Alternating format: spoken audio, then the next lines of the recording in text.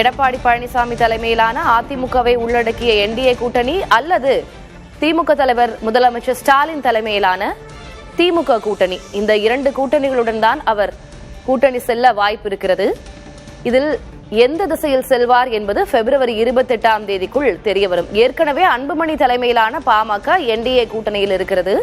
Ramadoss AIADMK NDA பக்கம் செல்வாரா, திமுக கூட்டணி பக்கம் செல்வாரா என்ற கேள்வி இருக்கக்கூடிய சூழலில் திராவிட கட்சிகளுடன் தான் கூட்டணி இருக்கும் என்று பாமக நிறுவனர் ராமதாஸ் கூறியிருக்கிறார்.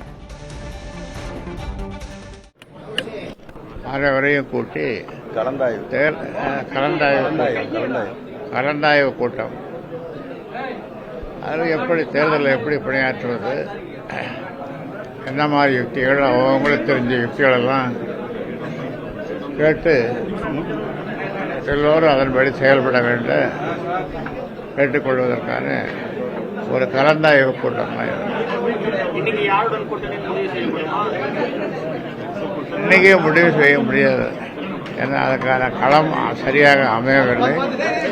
அதனால் நேரம் வரும்போது உங்களுக்கு தெரியாமலாம் நடக்கும். திராவிட கட்சிகளோடு கூட்டணி இருக்குமா இருக்காது ஐயா? இருக்கும்.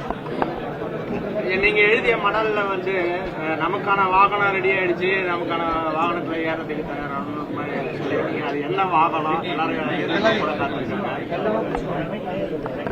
என்ன வாகனம்? தேர்தல் வாகனம் தான்.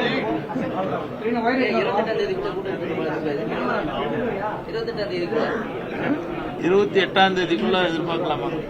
ஆமா, 28ஆம் தேதி உள்ள தெரியும் என்ன வாகனத்தில் போகணும்.